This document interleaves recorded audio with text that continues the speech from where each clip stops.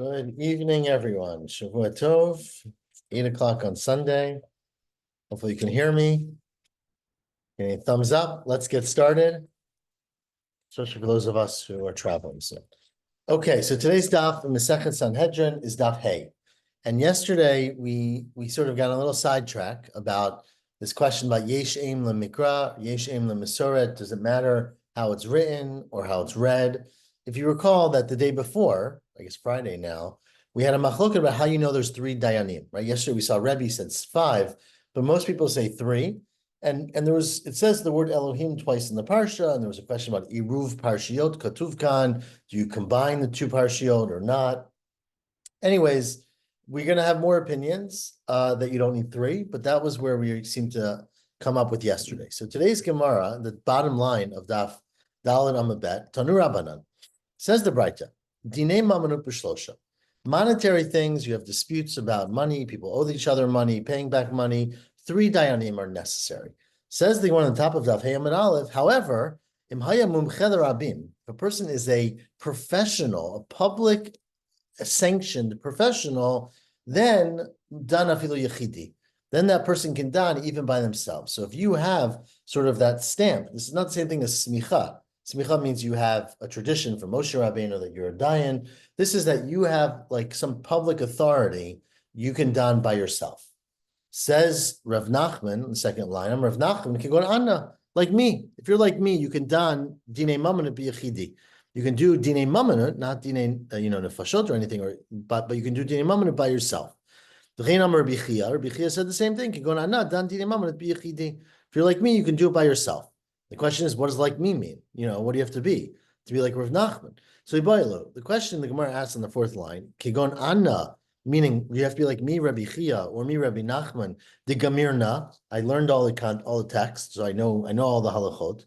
This Savirna, and I understand them all, meaning I could then explain things, and I can add to them, and I can be miyashev things.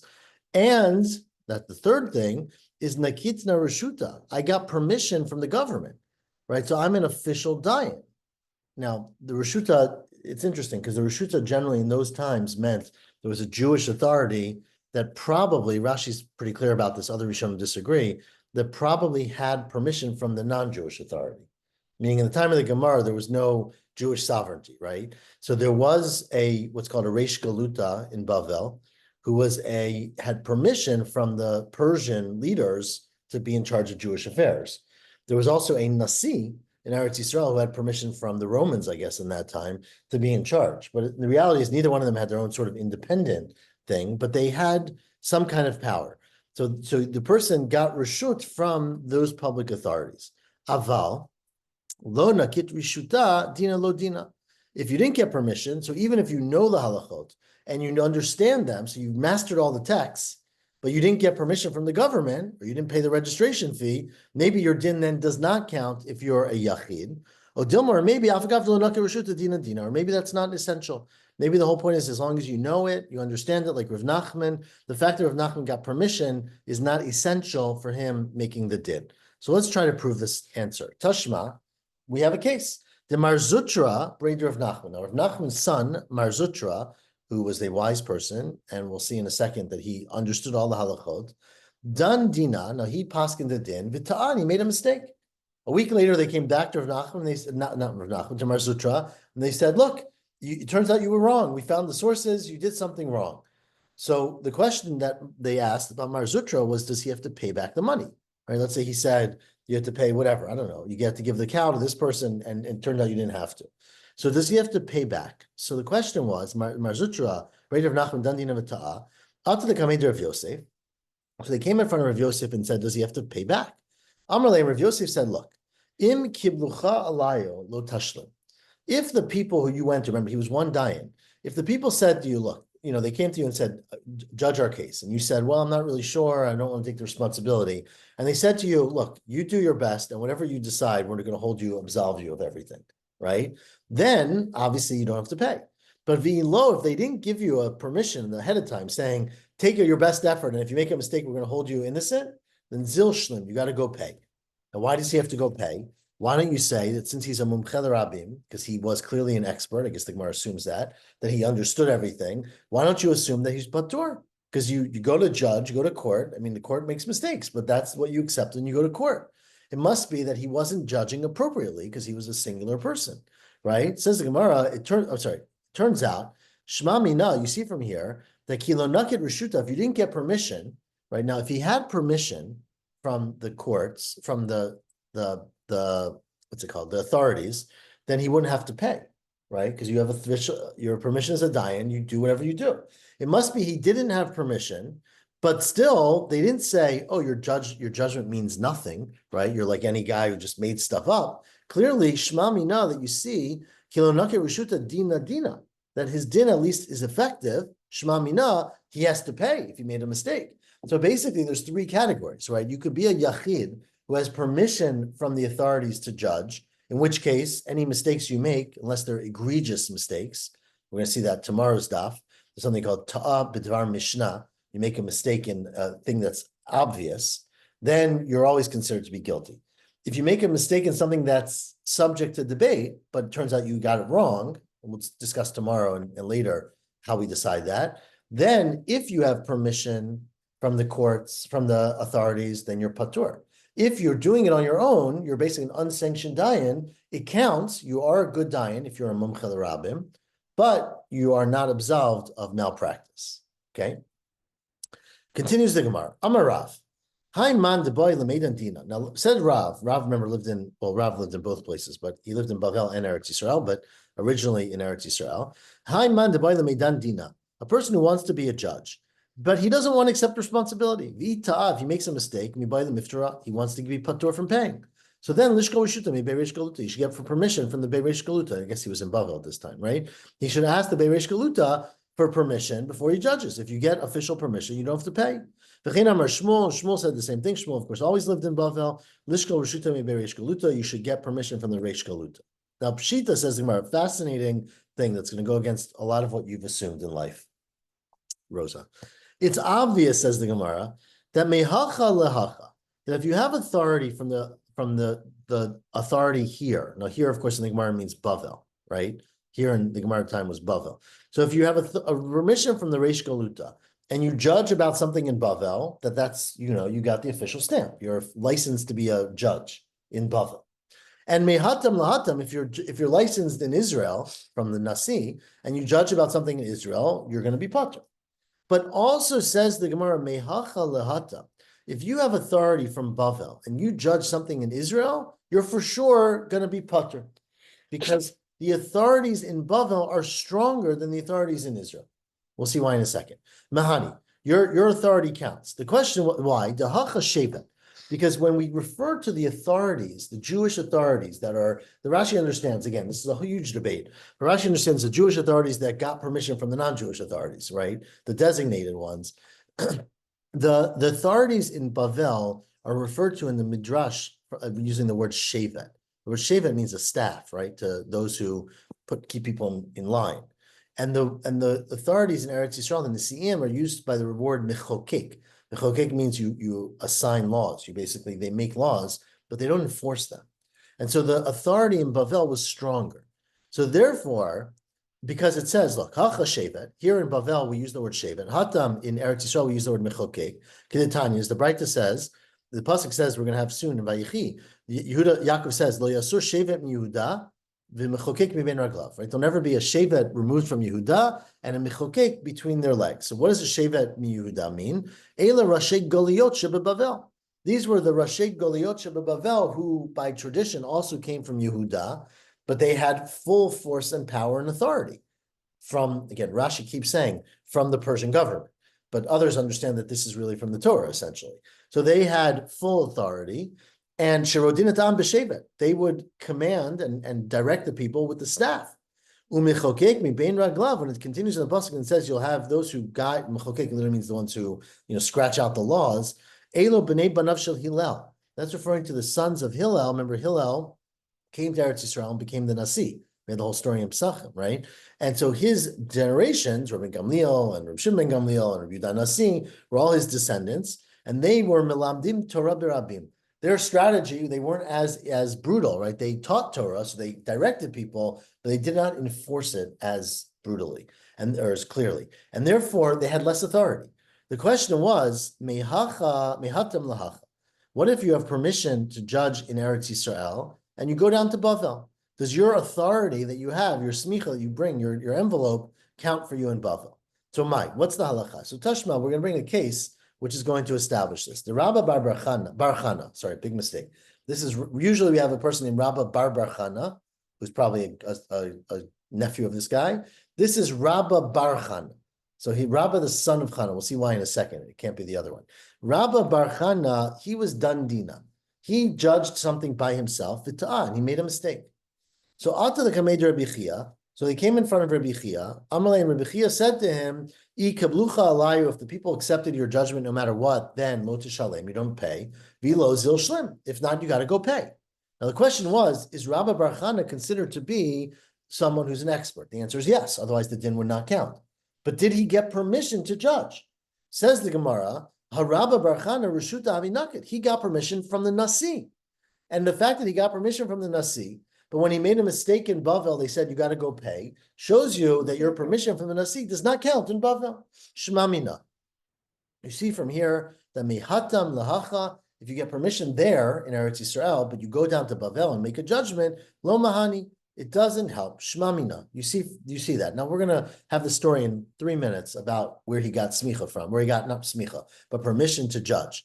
But you see from here that since Rabba Bar Chana had permission from Eretz Yisrael, he got it from Rav in Eretz Yisrael, or Rabbi Yehuda, actually not Rav, Rabbi Yehuda Nasi in Eretz Yisrael. He, when he went down to Bavel and judged, he did not have permission to judge basically and be absolved of any responsibility. Says, is that true? V'lo mahani? Is it true that getting permission, getting authority from Israel is not good enough to judge in Bavel? V'ha, what about the fact that Rabba bar Rav Huna, they like the name Rabba, right? But this is a different person. Rabba, the son of Rav Huna, ki havi minsi b'adi b'reish galuta, when he would fight, right, he would get into disagreements with the house of the Reish Galuta. Amar, he would say to them, stop talking to me. I don't need your authority. Lav mi naichu nakitna rashuta. I don't need permission from you. Nakitna rashuta mi Abba Mari. I got permission from my father, Rav Huna. And Abba Mari, my father, got permission to judge me Rav, from his father, his teacher Rav.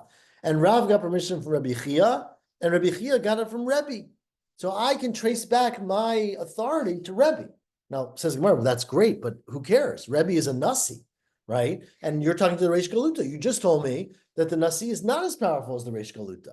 Says Gemara, it's true, it's not. He was just sort of talking, he was flexing, as the kids say, his credentials, right? The Milta, where am I? The Milta, the Almahu to Ukimle. He was just using words. He was basically saying, I have much greater people behind me. But practically speaking, it's not true.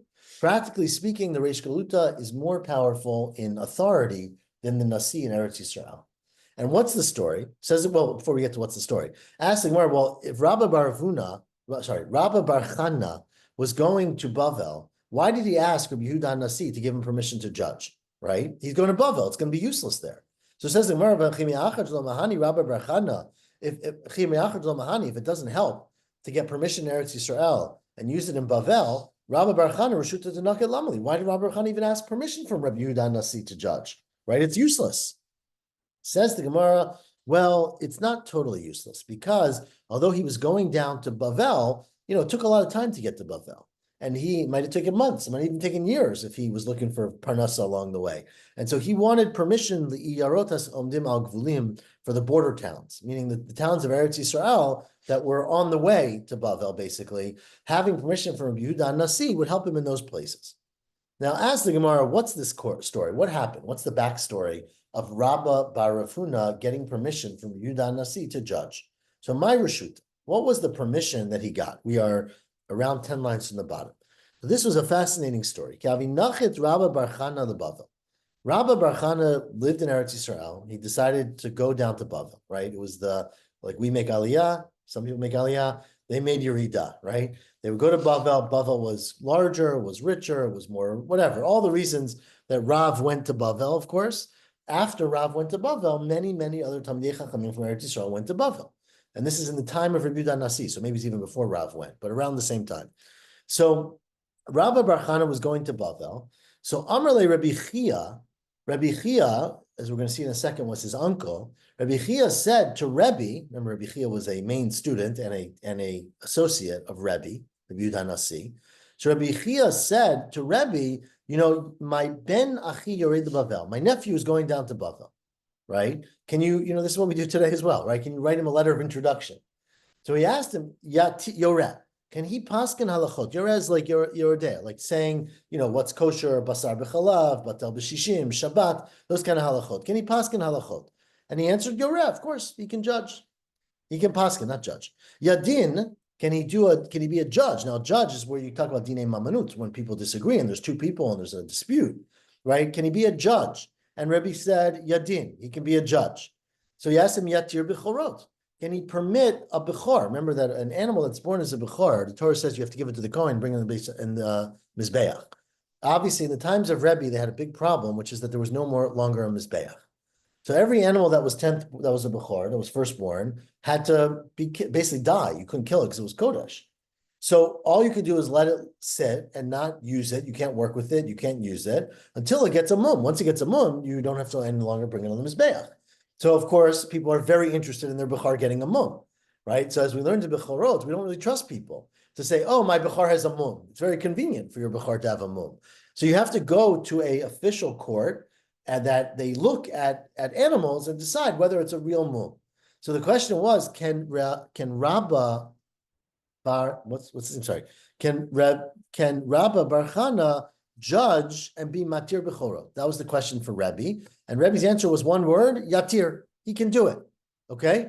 Of course, this is the form, as everyone knows, in our smicha documents say, we write yore, yadin, yadin, as these things. But anyways, the question was, so Rabbi Bar Chana got permission from his uncle, Rabbi Chia, got permission from Rabbi Yehuda Nasi for him to be a judge.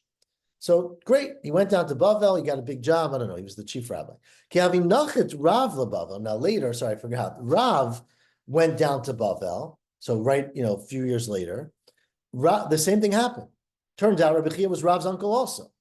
It's good to be Rabbi Chia's nephew, right? So Amrle Rabbi Chia the Rebbe, Rabbi Chia said to Rebbe, my nephew, but not my brother's son, my ben achoti yored the Bavel. My sister's son is going down to Bavel. So can he be a posek? Yoreh? Question mark. Can he judge? And can he whatever? I don't know how to translate Yoreh. Can he paskin a halacha? And Rebbe answered, Yoreh, sure. Yadin, can he be a judge? Yadin. Can he be yatir bechorot? And Rebbe said, no. Al yatir. The Rav, sorry, can't do that. You don't have smicha for that. Says Gemara, one second. For what it's worth, Koren translates Yoreh as teach. Okay, so that's a really good translation. I should have had that. Of course, the question that engenders right away is, who cares if you teach, right? What do you need permission for Rabbi Yehuda Nasi to teach? Yeah. If you know the Gemara, you teach the Gemara. If you don't know it, you don't know. Yeah, the Art Scroll actually says render decisions. Right. I think the teach is the more accurate one, to be honest with you. But okay. It's the same idea. Meaning, the point is, if you come to me and say, I dropped my spoon that was whatever fleshik into the shishim, is it batel or not? So the answer there, that's not a judgment, right? That is, what's the halacha? So you learn the halacha, you know the Mishnah, you know the Gemara, you quote unquote render a decision, but there's nothing about that's a judgment, right? And the Gemara is going to ask in a few lines, why do you need permission to do that? If you know the answer, you know the answer. If people trust you, they trust you. So, anyways. But the first question the Gemara asked, the last narrow line, is when Rabbi Chia went to Rabbi Yehuda Nasi and said, my nephew is going down to Bavel, why did he call Rabba his brother's son, and he called Rav his sister's son? So my shna lamar de karile ben achi, that he called Rabba his brother's son, and my shna damar de karile ben achoti, he called Rav his sister's son. Well, maybe it's because that was how they were related to him. That's in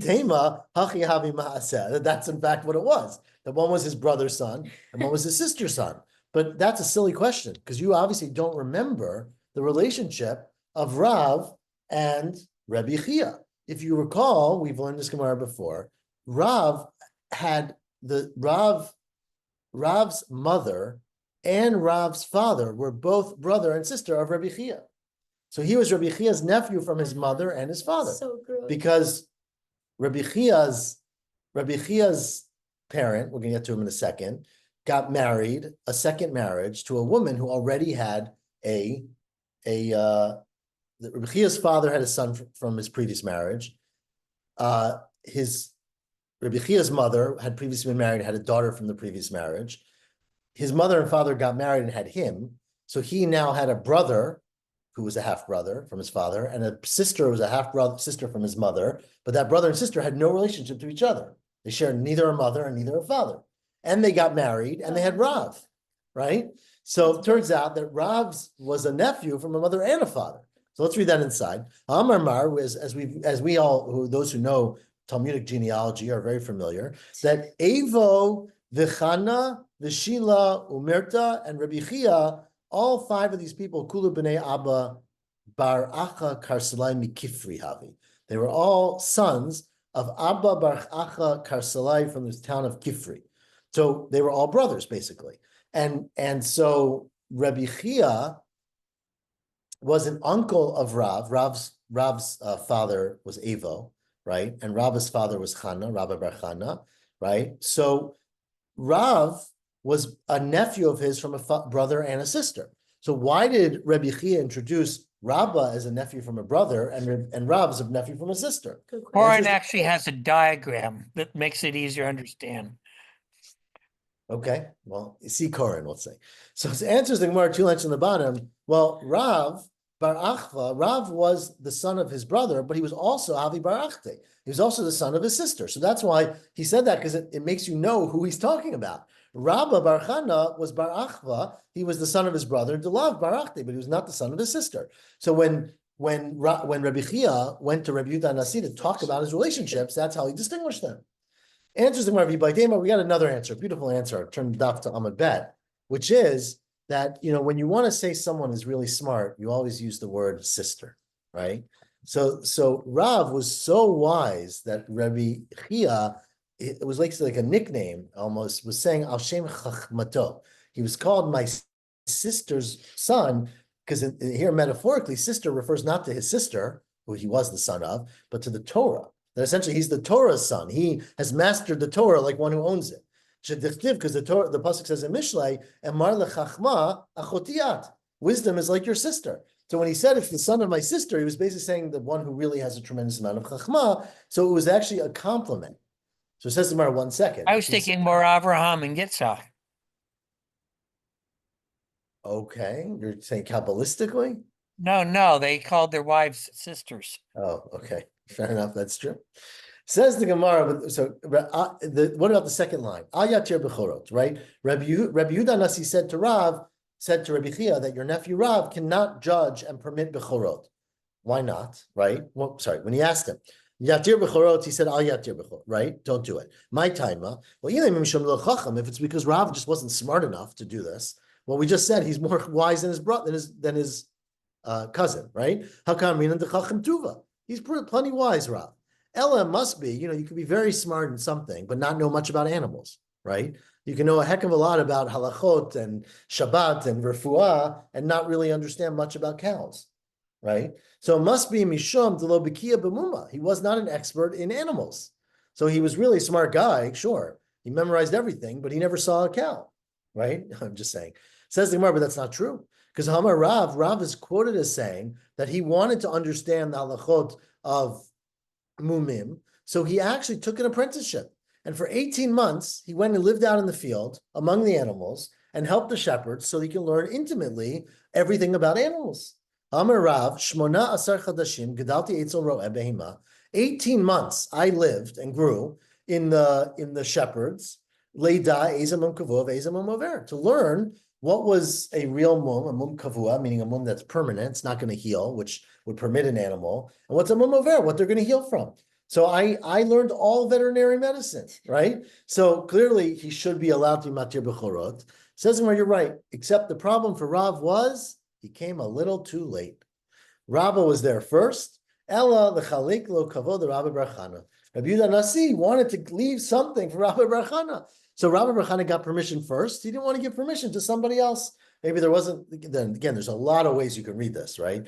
But maybe he didn't want to, there isn't such a big market for reading Mumim. And if you give permission to somebody else, Rabbi Bar Chana will go out of business. So he already gave permission to Rabbi Bar Chana. Rav came second, and therefore Rebbe did not want to give him permission. That's one explanation. There's other explanations, but that's one. V'baitema, or it could be that in fact Rav was too good. That was the problem. Mishum hu gufe. The reason that Rebbe Yehuda didn't let Rebbe Yehuda Nasi didn't give him permission is because Rav was too smart. The Rav bekia b'mumi tfei. He was such an expert that he would look at something and say, "Oh, that looks like nothing," but I know from my experience that this is going to get infected and get wounded and it's going to kill the animal. V'shari mumi de lo yadi inshi. People would not recognize why, and they would come and say, "Oh, every animal that's limping is mutter." Or they would not make the right conclusion. The Amri, and they would say, "Ki hagavna shari," and anything like this is permitted. And they didn't understand the depth of Rav's reasoning, and therefore, because Rav had such a sort of unusual understanding of animals, it was dangerous to allow him to share his psak, which is a very interesting take, and has also brought lahalacha. Right? You have to be very careful if you understand something better than everybody else. People misunderstand why you're saying things. Anyways, says the Gemara, where am I? Yoreh, right? We're up to the word Yoreh. So they asked, Rabbi Chia asked Rabbi Yehuda Nasi, can my nephew, either Rabba or Rav, can they, what are the words we heard? Give instruction, or can they, I forgot what Miriam said, but, adjudicate a law, right? I forgot how you translated it. But anyways, can you give instruction? And he said Yoreh. Says the Gemara, I don't understand. Igamir, if you know what you're talking about, if you learn the halachot, Rashuta lama li lemishka. Why do you need to get permission? Right? If someone comes to you and says, what's the halacha? If you don't know the answer, say, I don't know the answer. Obviously, we're not assuming you're going to make something up. But if you know the answer, you tell the answer. Why do you need permission? Says Gemara, you really don't need permission.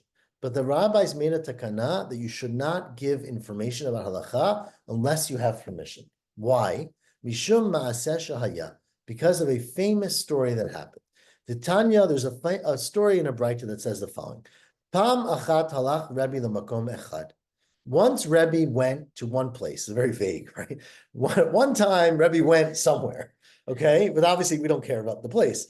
V'ra'a b'nei adam shemigavlim isotehem betuma. He saw people who were being migavel, they were kneading their dough betuma. Now, of course, nowadays we all knead our dough betuma. Check it. Like it's going to burn or something.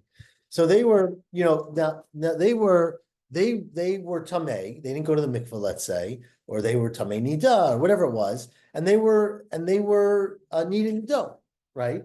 So now, of course, you can do that betuma, but the assumption is, Rashi doesn't say this clearly, but the assumption is that this was a place where they were generally careful to eat everything b'tahara.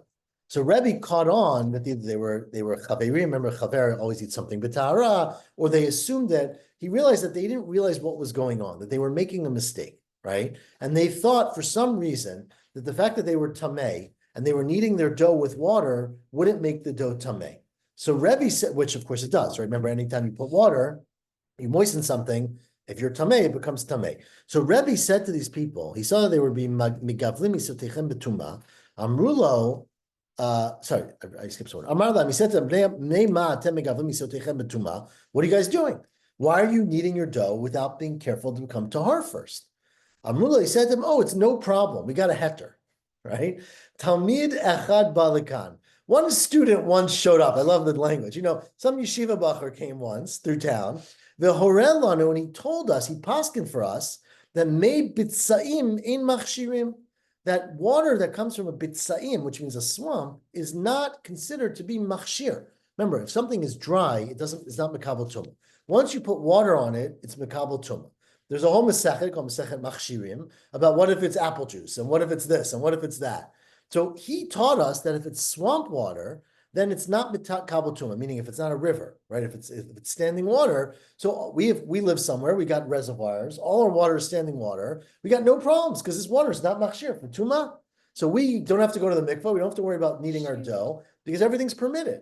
It turns out that what the student had said to them was, who made beitzim darashlo. He said eggs are not mitameh, meaning made beitzim, the water from eggs, the right? The white, as we call it, the clear of eggs, is not mitame. It's not water.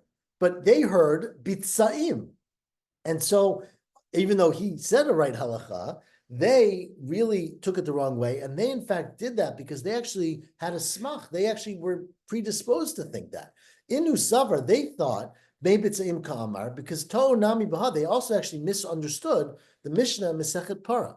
Remember, the Mishnah Masechet Para, again, we're doing a lot of Mishnah from Taharot, says that Me Karmion, Me Fega, now these are rivers, these are swamps, I guess. Tosa says they're not really swamps, but they were very standing, they had a lot of standing water. They were rivers that didn't move a lot.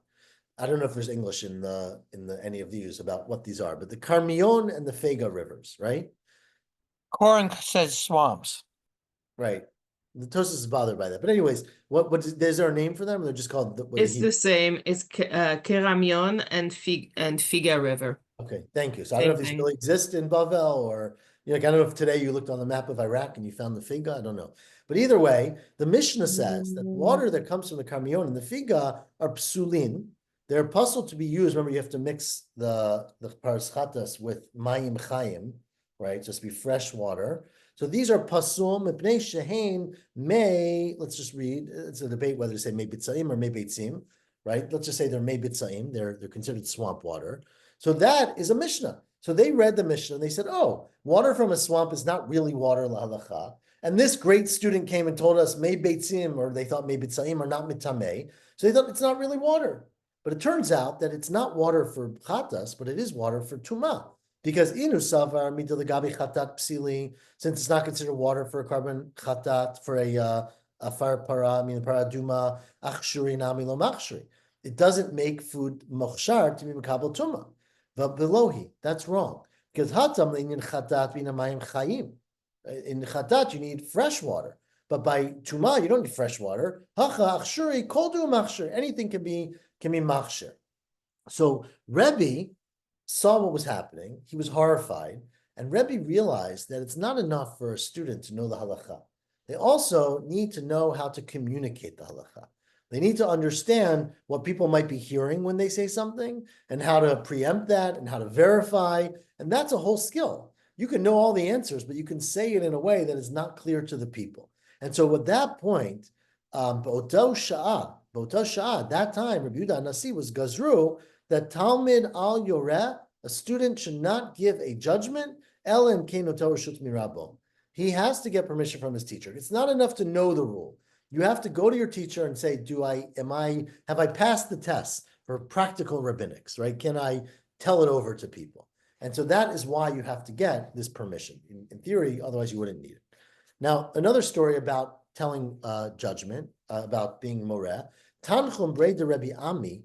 Now, once that happened, the Tanchum, the son of Rebbe Ami, Ikla le Chatar, I don't know what Chatar also is a place, I don't know where. He got to a place, Chatar. Darash he told them a drasha that mutar lotot chitin bepesach. They said to them, you're allowed to be lotot, which means to wash, basically, grain on Pesach, which we would, of course, never do. We'd be horrified. But basically, before you grind the grain, they would grind the grain on Pesach and they would cook it. You can wash off the psola, wash off the outside, even though you're getting water with the grain because you haven't cracked it yet. So really the water doesn't touch the flour yet. Okay? So that's what he told them. Now, anyways, big kula. Amrulo, they said to him, 1 second, Lav Rebbe Mani de Minsor Ikahacha? Isn't this a place where Rebbe Mani de Minsor lives, basically? Vitana, and we learned in a Braita, Talmid al Yoreh Alacha b'makom rabba, and can hire rechok mimeno shalosh parsaot. A student can never, even if he knows the halacha, you're not allowed to, again, this is another detail, you're not allowed to tell halacha unless you have permission. But even if you have permission, this some understand this, even if you have permission, you can't tell halacha where your Rebbe is located. Unless you are shalosh parsaot, 3 parsaot, which is, remember, a parsa is 4 mil. So around 12 mil, which is around 12, kilometers. So, 4 or 5 miles, whatever, I don't know, 12 kilometers, 6, 7 miles away. Kenegin Machanei Yisrael. Because that was the width of the Machanei Yisrael. And Moshe Rabbeinu did all the judging in Machanei Yisrael. So you could only, once you were within Moshe's purview, you couldn't go to anybody else, right? So a student is not allowed to judge even if they have permission. Amar Lu, so he said to them, Lavadate, I didn't realize he was here, right? So, meaning this is another detail where even if you have permission to judge, you can't judge in the same place where your teacher is. Another detail is Rabbi Chia. It's the story of Rabbi Chia. There's different versions of the story elsewhere, but we're going to read our Rabbi Chia. Rabbi Chia, our version, I mean. Rabbi Chia, Chaziel hu gavra dahavi koi bebeit hakfarot. Rabbi Chia once saw a guy who was sitting in a graveyard. Maybe he didn't realize it was a graveyard, or he was there. And Rabbi Chia screamed at him, Amar lei, lav benish ploni kohen ata. Aren't you the son of Jack the Kohen? I don't understand. What are you doing there? Amar lei, so this guy said to him, listen, it's true. Avua dehu gavra, the father of that man, meaning that my father was a Kohen, or is a Kohen. But gava inayim have, he looked around and he fell in love with a woman who was not appropriate for him. And natav einav bigrusha, and he married a grusha, and I'm the son of that grusha, v'chilolo. So I no longer have the status of a Kohen. Now, Rashi explains that this sort of is brought here. There's different versions of this, which is that Rabbi Chia, in this place, his Rebbe, Rabbi Yehuda Nasi, was still alive. But if it's a place where you have to separate someone from an Isur, you don't have to say, I can't tell you, there's a halacha, you can't sit in a graveyard, right? Go ask my Rebbe, because you want to mafrish someone from Isur. So there's an exception if you need to stop them from doing something wrong. So that's, again, very controversial what these Gemaras are all saying, but that is one explanation of why this is brought here. Now, we have a few more minutes, a little more energy, Sunday night. I'm at the Vav. I don't know if everyone has the Vav. You got the Vav? Okay. Says the Gemara Pshita, it's obvious from the story we just told, or the stories we just told, that Lipalga, that if you want to get permission to judge partially, meaning if the teacher says to you, you can judge Hilchot Shabbat, but not Hilchot Gerushin or something like that, that's okay, right? Hakamar de Mahani, right? Because they said to Rav, you can be Yadin, but you can't be Yatir Bechorot. But what about Al Tanai, Mai? What if they say to you, you could be a judge for the next year? There's a shortage of judges. Everyone went to war. We can use you for a judge, but only for a year, or only something like that. Is that appropriate? Can they give permission on condition?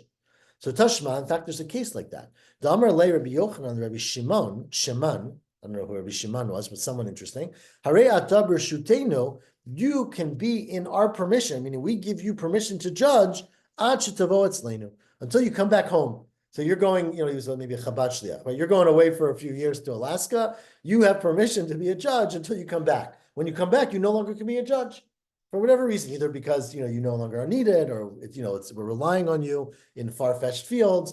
But you can see that you can do it conditionally, so that there is the authority. And again, it's not clear who has the authority. Like it's Rabbi Yehuda Nasi, it's a teacher. Is it every community, right? And of course, today there is no central authority, except I guess in Israel a little bit. But people get smicha from different people, right? Wherever their yeshiva was.